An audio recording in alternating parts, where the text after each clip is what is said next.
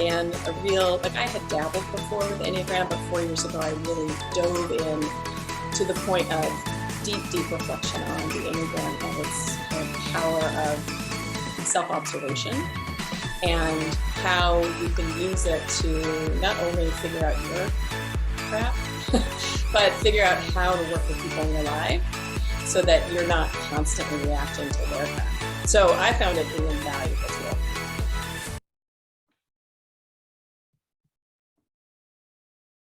Hi, everybody. Welcome to Grow Your Business Smarter, Live Your Optimal Life.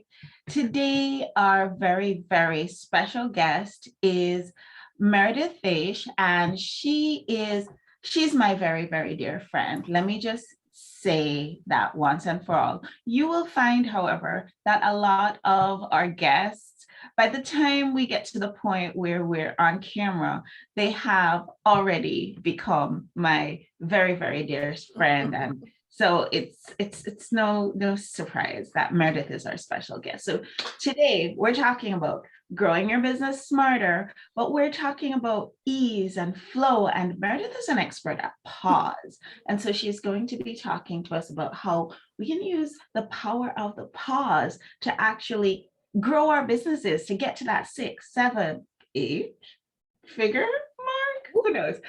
We're going to talk a lot about that. We're also going to dip a little bit into this topic that if you have been watching anything, if you've been watching other shows, if you've been watching other podcasts, because clearly that's a visual media right there. If you've been listening to other podcasts, if you have been basically perusing any kind of media, guys, you've been hearing about Enneagram. What on earth is Enneagram? And what does it have to do with pause? What does it have to do with growing your business? And how can it help you to also get to that 6, 7, maybe 8 figure mark? So that's what we're going to be talking about today. But before we dive in, before we get anywhere further than where we are right now, I'd love to invite you, Meredith. Will you please introduce yourself to our amazing guests, and will you tell everybody who you are and tell them about the amazing things that you are doing in the world? Wow. Yes. Hi, amazing people. I'm Meredith Vaish. I'm a clarity coach of Pause Box. I'm in the Bay Area. And basically, I help women play bigger without the burnout. And I do that through helping them use tools like pause and some other important components of pause to slow down, check in, tune in, and get clear on what they want out of life. So that is in a nutshell what I do.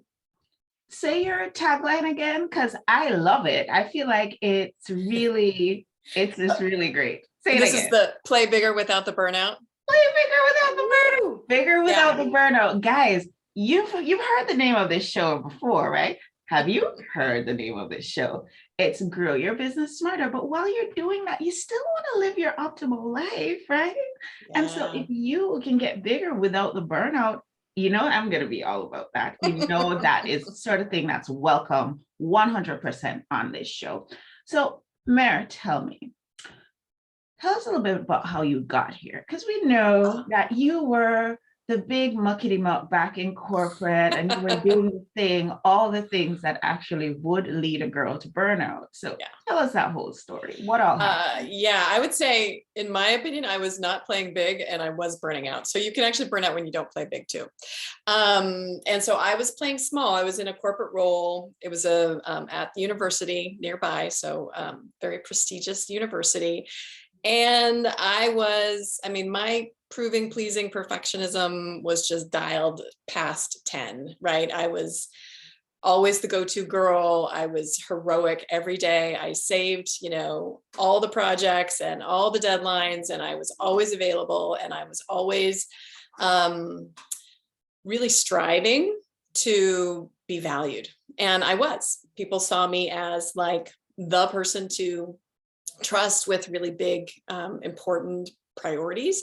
And of course, I took all of my generator energy. I'm a human design, I'm a generator. So I just took all that energy and I just shoved it into the mission of the work I was in. That made me great on a professional level. What it did on a personal level was absolutely just depleted whatever energy I had left, right? And I also was raising two girls, full-time mom, managing a big team, managing big complex data technology projects. And there just wasn't any time for me to check in. I mean, there was commute time, but commute time is not really enough time for the real soul nourishing that I needed. So I was at that role for about 16 years. And I was, I had signed up for a really, really big project, sponsoring a technology project, and they hired consultants to come and help us with the technology. And of course, consultants work around the clock, right? They are insane. And I was like, well, I just have to step up. I mean, I'm not gonna be the one that holds us back. So I stepped up. Everyone's working around the clock. I am not at all paying attention to my posture. I'm working in the kitchen. I'm working in the bedroom. I'm working in the car. I was not at a, the ergonomically correct desk. And yeah, I got some pain and I would shake it off. Oh yeah, and it'll all work out. And then one morning, I literally could not move my hand. And it was just limp. And I couldn't hold a fork. I couldn't turn the doorknob of my front door. Definitely couldn't hold a coffee mug. Like it was a no-go. And I was a little worried. And there was a big deadline, so I just used my other hand. Just a little worried. And so there was a deadline and you used your other hand. So yeah, I just overrode everything that my body was telling me, because repetitive stress is one of those, is it really happening? Is it all in your head? Maybe you should just buck up. It's not like you're bleeding. So I just felt like, don't be the one that lets people down. And I think that has been my motto all my life. And I think that kind of tenacity is rewarded financially, but physically, you are absolutely depleting everything. So sure enough, got the injury. My HR director forced me to take a leave. And by forcing, like, she really had to say, no, like literally you can't come into the office. I'm like, no, but no, you have to stop. And that was such a shock for me, because, I didn't want to let people down. I was always praised as the one who, could handle anything. And here I was not being able to handle it. And that was a blow to my ego, but it was also, I just thought, oh, there was so much shame in not being there when I needed to be there. And they sent me to recovery, which was included acupuncture, which I had never done before. And as I was laying on the table, and, I was freaked out about the needles, because, they're needles. And then she put them all in, and I was like, okay, this is okay. I'm okay. I wasn't moving at all. I'm just like, don't move. You got needles in you. And then she's like, okay, so I'm going to just leave you here for 20 minutes. And I'm like, what? I have to stay here for 20 minutes and I can't move. And so she leaves. And of course, I think obviously the needles and the acupuncture, the meridians and all the energy was doing all that it should do. And it just, a tsunami of grief and sadness just enveloped me. And I was bawling and bubbly, like, gross kind of snotty cry. And at that moment, I just felt, wow, how could I have done this to myself? How could I have hurt myself so much and disregarded my body so much? And it was in that state where I said, there's just no more. I won't do this again. So I was resolute in finding another way to make my profession. I resigned. People were like shocked. What do you mean? Meredith, the heroic worker is what? You're resigning? Why? You have another job? And I was like, ooh, I do not have another job. And so what I embarked on was a pause. And looking back on it, I call it my soul sabbatical, because what was so important to me was really returning to my soul life and allowing that to take up space and giving that the nourishment that it needed. And it was almost a year before I had the download of this next expression of who I am in the world, which is pause box and a transformational coach. And yeah, I'll stop there. So that's the journey. And that is the why I really don't want women to deplete themselves and hurt themselves anymore in service to this productivity, performance, proving, pleasing, perfectionism. I so hear you. I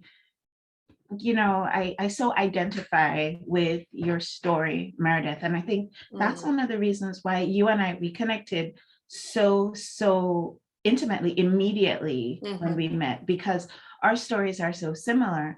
I was overworking. Yep. And of course, for those of you who have watched this show, who've watched the earlier episodes of the show, you've heard this story before about how I ended up with an autoimmune condition as a result of overworking.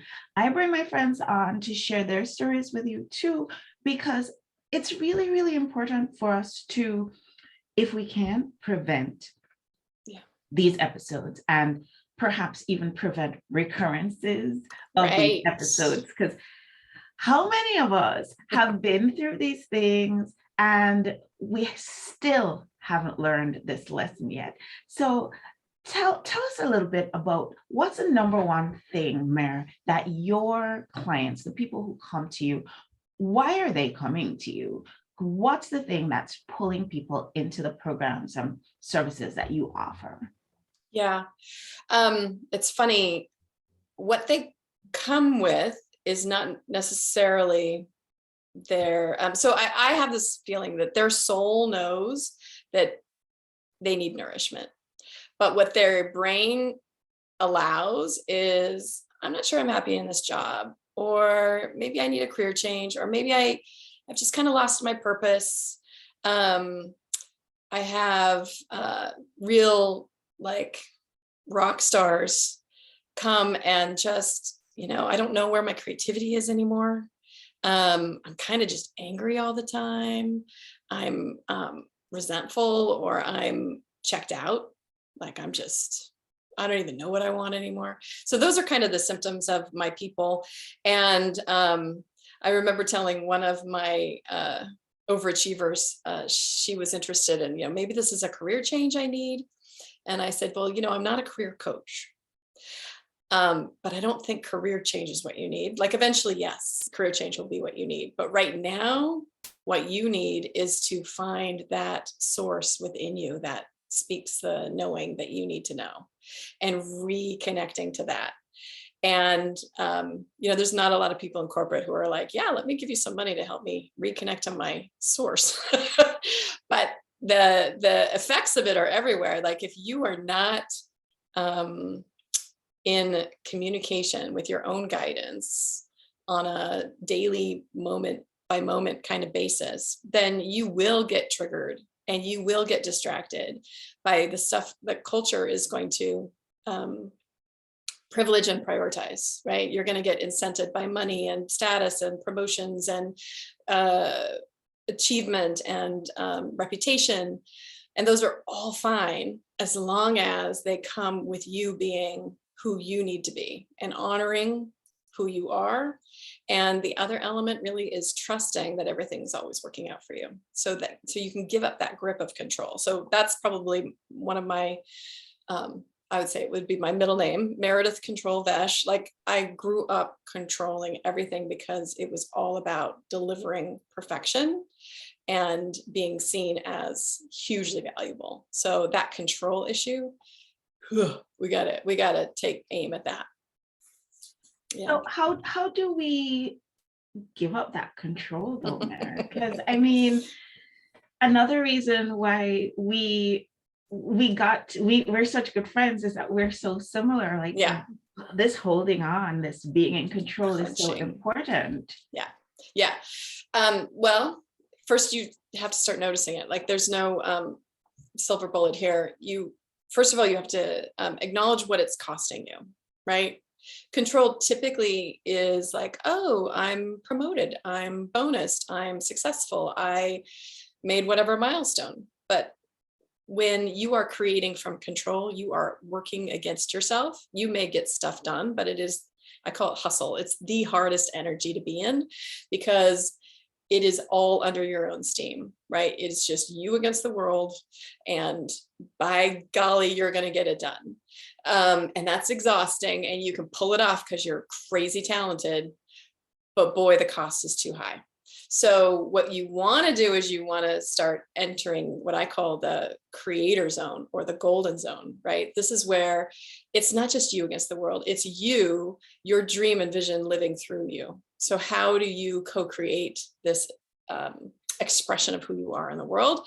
How do you do that soul aligned? How do you do that open? How do you do that in, and frankly, that takes trust. You have to trust that there is guidance within you that is more than what your brain comes up with. I mean, brains are great, but I put them at the end of the process rather than at the beginning. I check in with soul first, and then I'll run it through a brain. If I'm doing the real work, that needs to be the order of things, because my brain is so clever. It can come up with a million things to do and a million reasons, but the soul is really insistent on what is important and what is not. And if you're listening, and this is why I take so many pauses, because it is, I have to pull out of the achievement culture, and I've got to drop into that pause so I can, oh yeah, okay, I can hear. That's the thing to do. The rest is unimportant. Trust that, and then take action from there. Trust is it takes a lot to really get to that stage of trust. It really, really does. And I don't know if there are really any activities, like daily activities that people can do to tie in that trust, to really start to build it into becoming a part of their daily lives. Yeah. It's not as hard as you think. If you're really committed, so the commitment is the thing. If you still are clinging to, I can make it work, then you're not going to broach trust. The minute you realize the cost is too high and I'm not having as much fun, and I really want to have fun in life, right? I want to do the things that I love and that make a difference and that make me alive. If you choose that path, then what you're going to do is you're going to start supporting yourself with some practices. Like, for example, I'm a writer. So every morning I do some free writing, and I always have some questions like, should I, is this supported at this time? Is this supported at this time?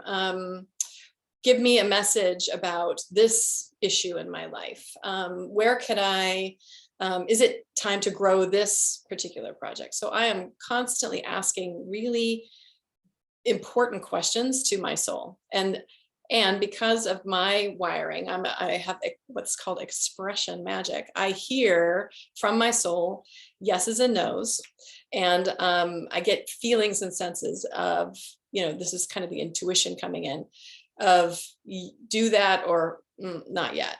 And sometimes I need to make it really, really obvious, because I get sold on an idea and I'm like, I want to go for it. This is a great idea. I'm so enamored by my cleverness. This is incredible. And I force myself to validate it, either through muscle testing or through journaling or by pulling a card.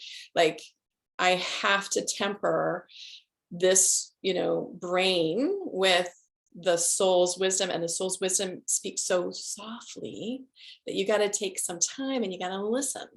So it really is a commitment to those kind of practices. Once you start doing that and start acting on it, like, for example, when I sit in meditation, and I do not do traditional meditation because I'm too much of a squirrel, but I do sit and I listen. That's all I do. And things come through and I jot them down. Random things. Maybe it's a person's name. Maybe it's a reminder to, go to the grocery store, whatever it is, I write them down and then I act on them, because I feel like if that came through at a time where I'm connecting with source, then that is what I'm supposed to do. And as you do that, you build a muscle, and you build trust, you build mastery of this tuning in. So that is how I think people should start. And there's we all are kind of intuitively gifted in different ways. So find the thing that helps you tap into your intuition. Maybe it's body sensing. Maybe it's hearing, like an inner voice. Maybe it's seeing a vision. Those tend to be the kind of the three ways that I'm accustomed to. So if you, Mer, were to give us some do's and don'ts for injecting pause into our lives, Yes. what would your do's and don'ts be? Yeah. Okay. This is such a great one. So pause is kind of a spectrum. Let's just say that. There's the daily by moment, just the mindfulness piece. And then there's the, hey, I need to get out of my environment so that I can really heal and open to new information. So anything from mindfulness to basically retreats, that's kind of the gamut. And where I would start with the do's is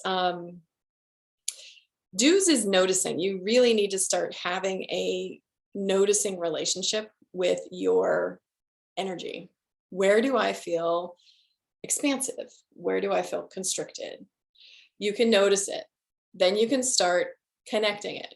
Okay, when I'm going to act when I feel expansive, and I'm going to not act when I feel constricted. So these are kind of basics. Then there's a lot of basically kind of behavioral stuff. Like if you know that you're in that hustle energy of control and forcing, proving, pleasing, you can start noticing those. Oh, I'm doing this to please someone. Oh, I'm feeling like this feels pretty heavy and I feel like I'm the only one pushing this. Oh, I'm pushing. Okay. So this noticing, you start getting this dialogue.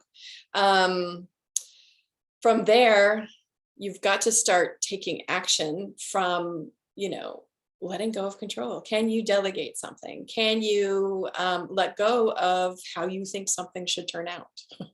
That's my biggest issue. Like, I know exactly what it should be. It's like, no. Can it unfold? Can you let it take its course?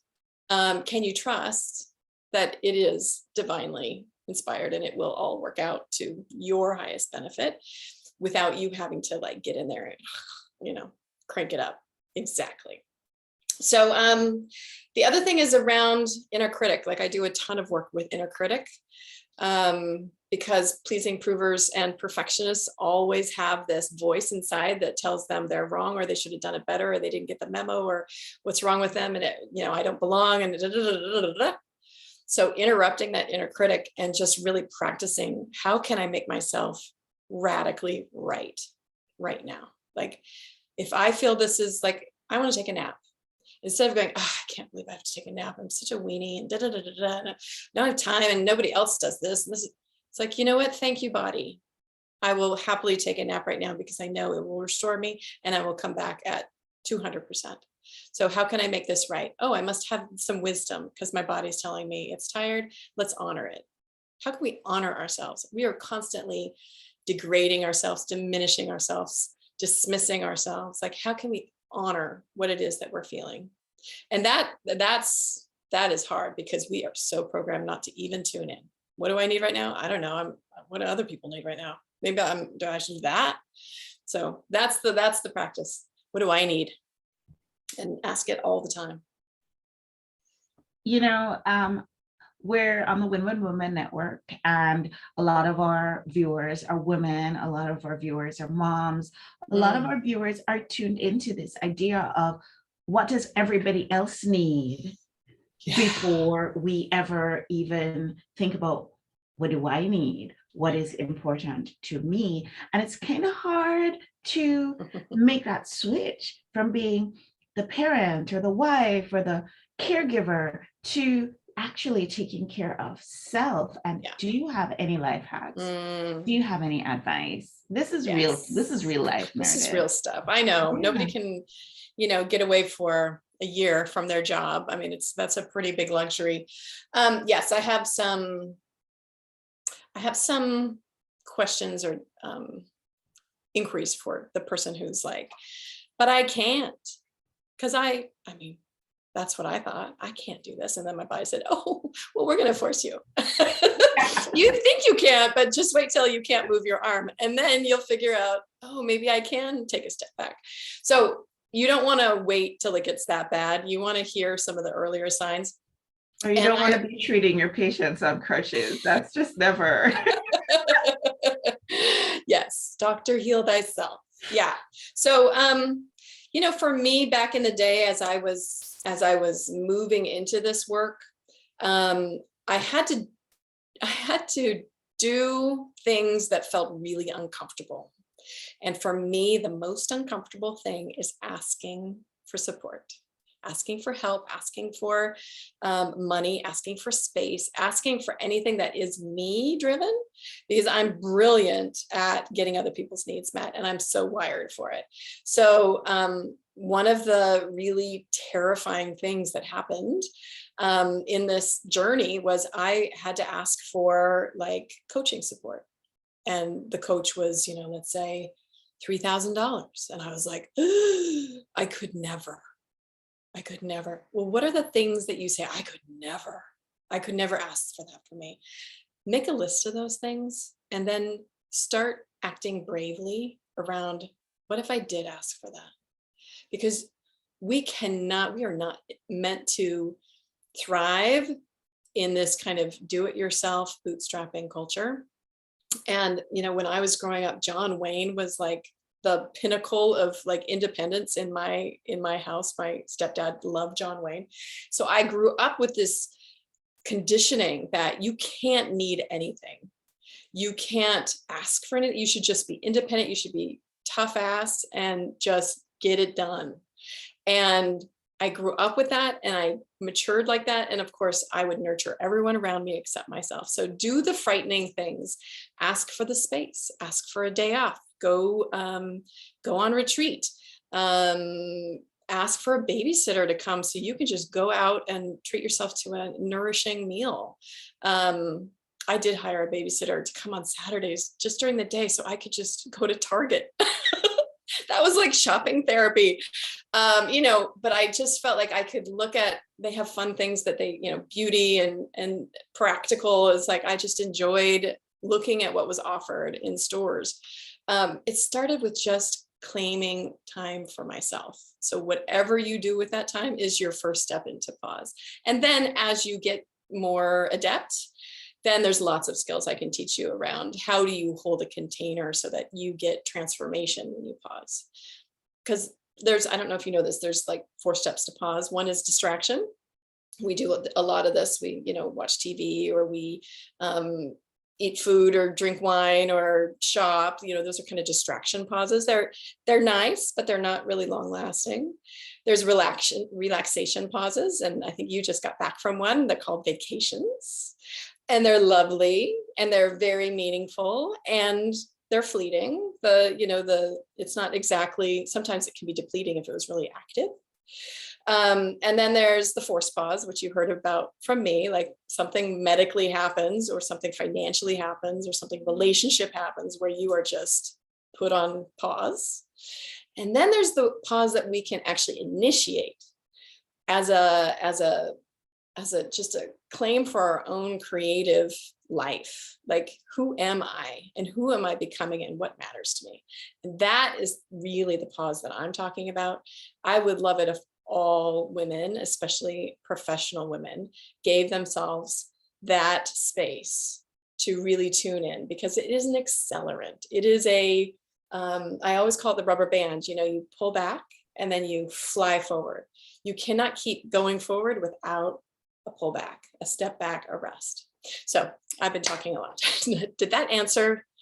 This has been so wonderful, Meredith, and you'd be so surprised, but the time, it has really, really flown by. Yes. And so people are going to be wondering, how can they connect with you? How can they actually get in touch with somebody who can help them to fit the pause into their life so that they can while making time for that, grow their business in the way that they want to. How can people connect with you, Meredith? Excellent. The easiest way to connect to me is website. It's pauseboxco.com. And I have a free energy quiz that you can take to kind of find out what energy you're showing up in most of the time, and specific remedies on how you can get to that creator zone, that golden energy of flow and expression and impact that we're all looking for. So energy quiz at pauseboxco.com. pauseboxco.com. I always pull a card, just a thought for the day at the end of our show, just to give us something to think about as we go through our week. And today's card is Inner Trust. I feel like it's a really great card based on the conversation that we've been having. And it's from the Sacred Rebels guidebook, and it says by Alana Fairchild, though it may be cloaked and hidden, within you lies natural magnificence, vibrancy, and true uniqueness. The harder this is for you to believe, the more growth this oracle is offering you now. Your opportunity for growth lies in letting go of the need to hide yourself from the world and to let go of any doubt about the wonder of what lies within you. This oracle brings you the message that it's time for you to trust yourself and let the real inner you out from behind the veil. What's this saying for you, Meredith, as far as pause goes? What's the what? What's this message saying? Oh, saying, about oh my gosh, pause? It's validating. It's like if we don't take time for ourselves, how can we honor that self-knowing and that integrity and that inspiration? So beautifully done. And if we're not taking that time for ourselves, I guarantee the potential that our businesses have to skyrocket, we're not going to realize it because we're not taking that time for the downtime. Meredith, this has been amazing. For those of you who want to stick around after the credits, we're going to have some really juicy conversation about the Enneagram. So I'm going to go ahead and play that, and then you're all invited to stay for some more conversation.